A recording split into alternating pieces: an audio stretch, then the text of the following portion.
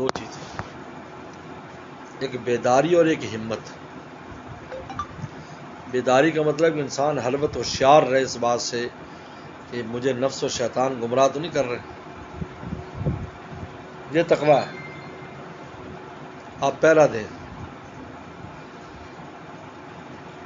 کوتاہی ہو سکتی ہے، آپ سے ہو جائے، لیکن اگر آپ ہوشیار ہوں گے تو کوتاہی کا تدارک فوراً کریں گے۔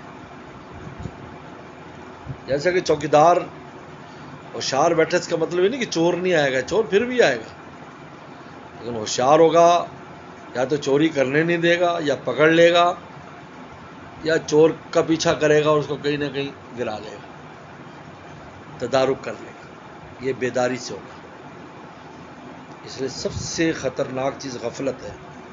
آدمی کو بھی پتہ نہ ہو کہ میرے ساتھ کیا ہو رہا ہے، میرے ساتھ نفس اور شیطان کیا کھیل کھیل رہے ہیں، اس کا بھی اس کو ادراک نہ ہو۔ اس سے بڑھ کر کمزور حالت کوئی نہیں۔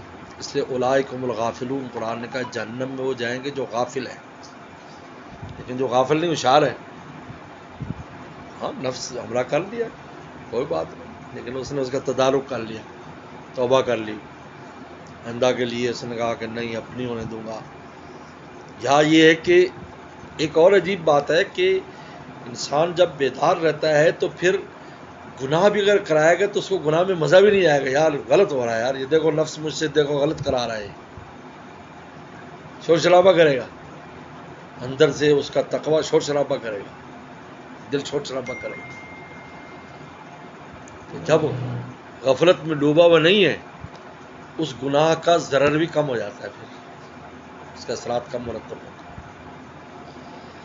ایک تو یہ اس کو تیقظ اور بیداری، ہم وقت تیار رہیں کہ یار کوئی زیادہ لیتا رہے، یار یہ جو کام ہے یہ کرانا چاہوں، یہ کرانا چاہوں، رکے، ہو جائے فوراً توبہ استغفار کرے۔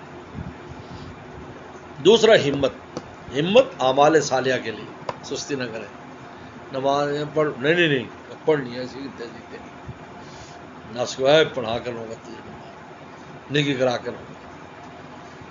اس کے لیے ہمت چاہیے، یہ ہمت کرے اس کے لیے۔ تقویٰ بیداری کا نام ہے، پہرا دینے کا نام ہے تقویٰ، سرحد پر پہرا دینا نام تقویٰ۔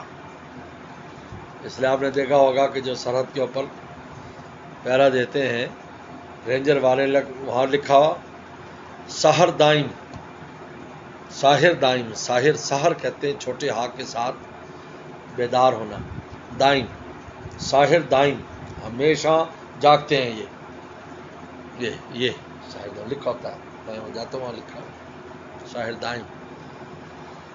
اور ہمت اعمال صالحہ کے لیے ہمت، سستی نہ کریں، سستی ہو نہیں، سستی کے علاج چستی۔ تھان فرماتے دو چیزیں اپنے اندر پیدا کر لو تمہیں سارے ولایت کے مراتب حاصل ہو جائیں گے۔ ولایت اس کا نام نہیں کہ آپ پر کیفیات طاری ہو جائیں اور آپ ذکر اذکار بس بہت کر رہے ہیں اور یہ کر رہے ہیں، بس جی بس ہم تو ولی اللہ بن گئے، خواب اچھے آ گئے۔ حضرت تھان نے بڑی پیاری بات لکھی، انہوں نے کہا کہ اللہ تعالیٰ نے اپنی ولایت اپنی دوستی کے لیے کہ میں کب تمہیں دوست بناؤں گا، بما کانوا یعملون، تمہارے اعمال کی وجہ سے، یہ نہیں تمہاری کیفیات کی وجہ سے، تمہارے اچھے خوابوں کی وجہ سے، تمہارے اعمال کی وجہ سے دوست بناؤں گا، یاد رکھو میری دوستی۔ ہاں تم اگر کہو تم دوست ہو تو یہ ایک طرفہ ٹریفک ہے، ہم کب دوست مانیں گے؟ بما کانوا یعملون وہ ولیہم، اللہ کن کے ولی ہیں؟ کیوں؟ بما کانوا یعملون، اعمال کی وجہ سے، نمازیں صحیح ہیں، روزے صحیح ہیں، 5 چیزیں اعمال میں آتی ہیں، 5 چیزیں۔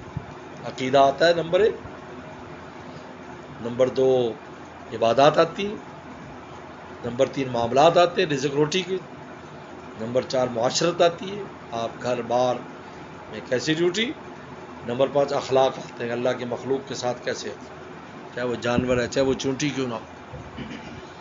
ایک اللہ والے گڑ لے کر آیا تو اس پر چونٹیاں تھیں، تو دکان پر واپس گئے چونٹیاں اتارنے، انہوں نے کہا یہ کیا ضرورت تھی، کہیں پھینک دیتے اتار دیتے، کہا اس کا قبیلہ یہاں ہے، قبیلہ یہاں ہے۔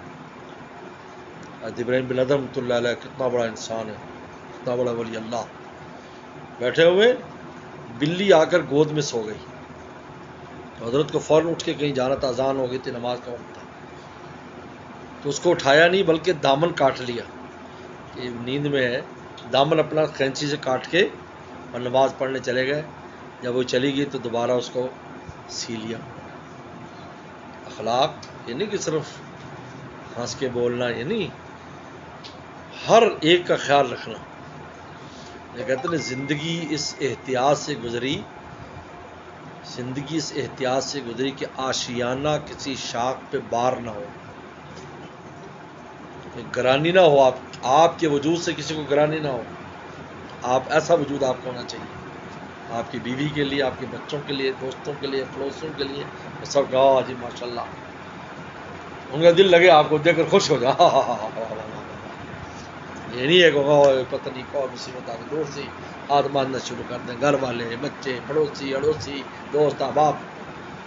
تو 5 چیزوں کا نام، اعمال میں 5 چیزیں: عقیدہ ہے، عقائد درست ہو، شرک اور بدعات سے دور ہو. پھر آپ عبادت تو روزانہ کی صرف نماز ہے، باقی تو سالانہ ہے یا پوری زندگانہ ہے، زندگی کی ہے. حج ایک دفعہ، زکوٰۃ ہے تو سالانہ ہے، روزہ سالانہ ہے. اور معاملات، رزق حلال کماؤ، اس میں لالچ نہ کرو، لالچ نہ کرو، حلال میں بھی لالچ نہ کرو، حرام تو دور، لیکن حلال میں بھی لالچ نہ کرو. حدیث میں آتا ہے لالچ سے جو مال لیا جائے گا چاہے حلال طریقے سے ہوگا، محقت برکت ہو، اس کی برکت مٹا دی جائے گی. اور چوتھے معاشرت، معاشرت آپ کا جو حلقہ ہے اس میں آپ کا لین دین کا مسئلہ، گھر والوں کا. فرمایا صحابی نے کہا میں کس پر خرچ کروں پیسے آئیں؟ وبدا بمن تعول، پہلے اپنی عیال پر. عیال سے مراد جو آپ پر کے ذمے ہیں، والدین ہوں، بہن بھائی ہوں، بال بچے ہوں، یہاں سے شروع کریں، اس کے بعد دوسروں کے نمبر ہیں. بہت سے لوگ راہ مولا بہت خرچ کرتے ہیں، گھر والوں پر تنگی کرتے ہیں، یہ پسندیدہ نہیں. اس لیے قرآن نے کہا یسألونک ماذا ينفقون، پوچھتے کیا خرچ کریں. قل العفو، کہا کہ زائد خرچ کریں. کیا کریں؟ آپ زائد خرچ کریں، زائد خرچ کریں. قل العفو، زائد خرچ کریں. کیا مطلب؟ یعنی اپنے گھر بار ضروریات کے بعد جو بچے وہ خرچ کرو. یہ نہیں ہے کہ ان کا پیٹ کاٹ کے خرچ کرو. اگر ایسا کوئی قصہ کسی بزرگ کا آیا ہوا ہے تو وہ غلبہ حال میں ہے، اور شریعت میں غلبہ حال معتبر نہیں ہے. وبدا بھی منتا ہو، اپنے اہل و عیال سے شروع کر. تو اس کے بعد اخلاق کا نمبر ہے. اخلاق ہے مخلوق کی ایذا کو برداشت کرو، صبر سے کام لو، بے صبری کا مظاہرہ نہ کرو. کہ 2 چیزیں ان کی بنیاد ہے، بیداری اور ہمت. بیداری سے تقویٰ آئے گا اور گناہ سے بچو گے، اور ہمت سے اعمال صالحہ کرو.